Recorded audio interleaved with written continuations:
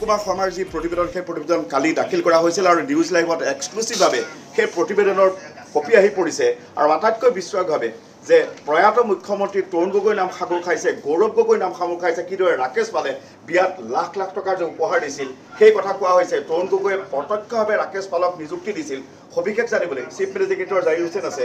সমগ্ৰ যিটো প্ৰতিবেদন প্ৰতি পাতে পাতে বিস্ফোৰক হয় এতিয়া ধৰক এখন report of the one man enquiry committee justice Biplab শৰ্মাৰ ৰিপৰ্ট ইতিমধ্যে তেওঁ দাখিল কৰিছিল যদিও সদনত দাখিল কৰা নাছিলে কালি সদনত দাখিল কৰাৰ পিছত এতিয়া পাব্লিক ডমেইনত আছে অৰ্থাৎ এইটো ৰাজহুৱা হ'ল এতিয়া ইয়াতে কেতবোৰ খুব বিস্ফোৰক তথ্য আছে প্ৰথম তথ্যটো আছে যে as per the revelation made from the documents furnished by the government of Assam 22/12/2020 মানে প্ৰয়াত পূৰ্বৰ মুখ্যমন্ত্ৰী প্ৰয়াত তৰুণ গগৈ ডাঙৰীয়াই 18/10/2013 অক্টোবৰৰ 18 তাৰিখে 2013 চনত তেওঁ ৰিকমেণ্ড কৰিছিলে ৰাকেশ পল তেতিয়া তেওঁ মেম্বাৰ আছিলে APSC চেয়াৰমেনৰ হিচাপে তেওঁ ৰিকমেণ্ড কৰিছিলে কিন্তু চেয়াৰমেনৰ ম্যাদ কিমান হ'ব সেই কথাটো তাত এটা নোট এটাত লিখি থৈ গৈছিলে যে সেইটো আমি পৰৱৰ্তী সময়ত জনাম আৰু পৰৱৰ্তী সময়ত যদি আপুনি চাই ঠিক দুমাহৰ পিছতেই মই আপোনাক কৈছোঁ যে 17 আপোনাৰ দুমাহৰ ঠিক পাছতেই 7/12/2013 অক্টোবৰত দিছিলে 12 দুমাহৰ পিছত এখন নতুন order his terms and conditions will be separated today by the said notification specified can be appointed only for a full term period of the till it is she was conferred the benefit of 6 years 6 বছৰৰ কাৰণে তেওঁ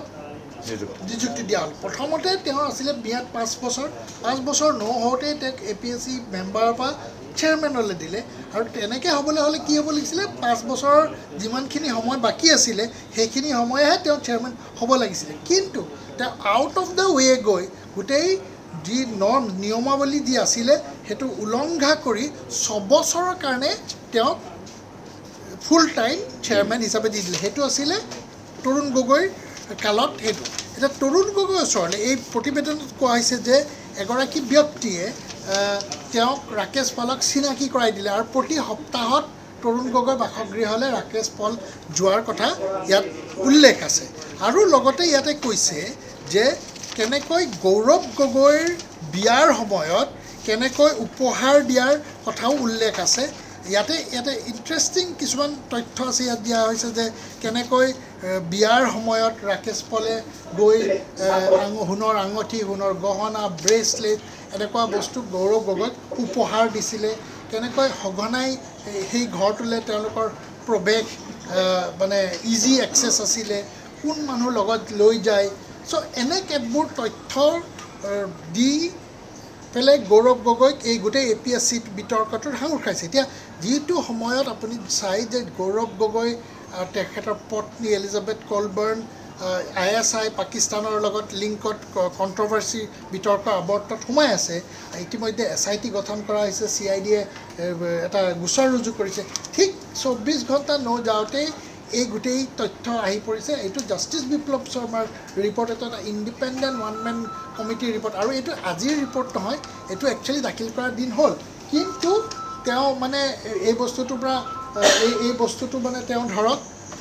ৰাজহুৱা হোৱা নাছিলে যিহেতু সদনত দাখিল কৰা নাছিলে কংগ্ৰেছ আজি ইমান দিনৰ পৰা কৈ আছিলে যে প্ৰতিবেদনখন কিয় দাখিল কৰা নাই কিন্তু আজি যেতিয়া প্ৰতিবেদনখন দাখিল কৰিলে ইয়াতে কিন্তু গোটেই অভিযোগ মানে আঙুলি একিউজ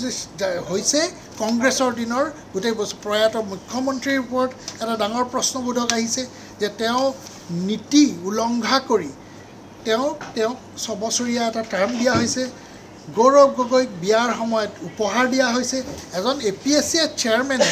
ইমান ডাঙৰ উপহাৰ দিয়া কথাটো সোণৰ গহনা সোণৰ চেইন ব্ৰেচলেট আঙঠি বিস্তৃত ভাষাত মানে ইয়াত বিৱৰণী আছে প্ৰতিবেদনত চ' এইটো এটা ডেফিনেটলি ক'ৰবাত নহয় ক'ৰবাত গৌৰৱ গগৈও আজি উত্তৰ দিব লাগিব তেওঁ আইদাৰ ক'ব লাগিব এইটো মিছা বা কিবা এটা তেওঁ একচুৱেলি ইয়াৰ ক্লিয়াৰিফিকেশ্যন দৰকাৰ আছে যদিও আপুনি চাওক দুদিনকৈ সংবাদ মাধ্যমৰ আগত আহিলে তেওঁক যেতিয়া প্ৰশ্ন কৰা হৈছিলে আপুনি পাকিস্তান গৈছিল নেকি, আপুনি গাজা গৈছিল নেকি, আপোনাৰ পত্নী বিদেশী হয় নে নহয়, তেওঁ গোটেই কথাটো ডাইভাৰ্ট কৰি পেলাই এটা পলিটিকেল ইছ্যু দিব। আজিও যদি এইটো প্ৰতিবেদনতো যদি তেওঁ কয় তেতিয়াহ'লে মানে ক'ৰবাত নহয় ক'ৰবাত কিন্তু অসমৰ ৰাইজে তেওঁক প্ৰশ্ন কৰিব যে আপুনি কিয় প্ৰশ্নবিলাক ফালৰি কাটিবলৈ যাব বিচাৰিছে, কিয় আপুনি টু দ্য পইণ্ট উত্তৰ নিদিয়ে, এনেকৈ প্ৰশ্ন কিন্তু গৌৰৱ গগৈক উত্থাপন কৰিব। চ' এইকেইটা কিন্তু প্ৰশ্ন যি ইয়াত অভিযোগ আহিছে যথেষ্ট গুৰুত্বপূৰ্ণ অভিযোগ, যথেষ্ট বিস্ফোৰক অভিযোগ যে এজন সেই সময়ত 2013 চনত গৌৰৱ গগৈক কিয় ইমান গিফ্ট দিছিলে, আৰু এতিয়া এই প্ৰতিবেদনখন তেওঁ চেলেঞ্জ কৰিব লাগিব যে মানে এতিয়া সেই তাৰ টেকনিকেলিটি তাৰ লিগেল কেনেকুৱা হেৰি আছে সেইটো আইন বিশেষজ্ঞই ক'ব, কিন্তু গৌৰৱ গগৈৰ ওপৰত ডাঙৰ প্ৰশ্ন এই প্ৰতিবেদনে তেওঁৰ উত্থাপন নিশ্চিত। আৰু এজন কথা কোৱা হৈছে যিজন অভিযুক্তই বিস্ফোৰক অভিযোগ আৰু বহু মানুহৰ নাম সাঙুৰ খাইছে পইচা দিয়াৰ বহুত কেলেংকাৰী। এইটো এটা প্ৰায় 400 পৃষ্ঠাৰ এটা প্ৰতিবেদন। চ' ইয়াত ডেফিনেটলি পৃষ্ঠা যেতিয়া আপুনি চাব আৰু বহুত মানুহৰ নাম ওলাব। এতিয়া আপোনাৰ যেতিয়া নাম ওলায় কিছুমান মানুহৰ নাম ধৰক ইমান প্ৰাসংগিক নহয় ধৰক, কিন্তু এতিয়া আপুনি ডেফিনেটলি এতিয়া সাংবাদিক হিচাপে বা সংবাদ মাধ্যম হিচাপে আপুনি কোনখিনি আঙুলিয়াব যে হু আৰ ষ্টিল ৰেলিভেণ্ট, আজিৰ দিনত তেওঁৰ ৰেলিভেঞ্চ আছে, যুক্তিযুক্ততা আছে বা তেওঁ আজিৰ দিনটোত তেওঁ এজন গণ্য মান্য ব্যক্তি, দায়িত্বশীল ব্যক্তি। চ' সেই হিচাপে গৌৰৱ গগৈ যিহেতু নামটো আহিছে সেইকাৰণে উত্থাপন কৰা হৈছে। এনেকুৱা বহু মানুহৰ নাম আছে যি হয়তো বেকগ্ৰাউণ্ড প্ৰফাইলিং কৰিব লাগিব, তেতিয়াহ'লে গম পোৱা যাব যে সেই মানুহবিলাক কোন। RTI এক্টিভিষ্ট দুলাল বৰাৰ ৰেফাৰেঞ্চ আমি দেখিছোঁ। চ' এনেকৈ কিছুমান মানুহৰ আছে, কিন্তু সেইবিলাক আজিৰ দিনটোত কিমান প্ৰাসংগিক, কিমান ইয়াত হেৰি আছে। কিন্তু এটা কথা নেক্সাছটো এই APSC জব স্কেমৰ যোনটো নেক্সাছ, এইটো কিন্তু একদম এই প্ৰমাণ কৰে কেনেকৈ তৰুণ গগৈয়ে তেওঁক গোটেই নৰ্মছ আঁতৰি গৈ পেলাই তেওঁক 6 বছৰ দিলে, কিয় দিলে সেইবিলাক প্ৰশ্ন আছে। এতিয়া তেওঁ নাই, তেওঁ উত্তৰ দিব নোৱাৰে, কিন্তু পুত্ৰই কিয় গহনা ল'লে, কিয় চেইন ল'লে, কিয় জুৱেলাৰী ল'লে, সেইবিলাক প্ৰশ্ন কিন্তু গৌৰৱ গগৈ আজিৰ দিনটোত মই ভাবোঁ দিয়াটো প্ৰয়োজন আছে। আৰু যিখন শেষত এই যিটো প্ৰতিবেদন দিলে হোৱাট নেক্সট, অসম চৰকাৰে এতিয়া কি কৰিব? এই প্ৰতিবেদনৰ পিছত তদন্ত কমিটি গঠন কৰিবলৈ প্ৰচেছটো কেনেধৰণে কৰিব? এতিয়া ধৰক এই গোটেই বস্তুটো ডিপেণ্ড কৰিব। এতিয়া মুখ্যমন্ত্ৰী সদনত কৰিলে, এতিয়া গোটেই বস্তুটো যিহেতু এটা পেৰেলেলি কেইবাটাও ইনকুৱাৰী চলি আছে, এতিয়া এইখনৰ ভিত্তিত কেনেধৰণে আগবাঢ়ে সেইটো মুখ্যমন্ত্ৰীয়ে ক'ব পাৰিব, আৰু হয়তো পৰৱৰ্তী যেতিয়া সাংবাদিক মেল হ'ব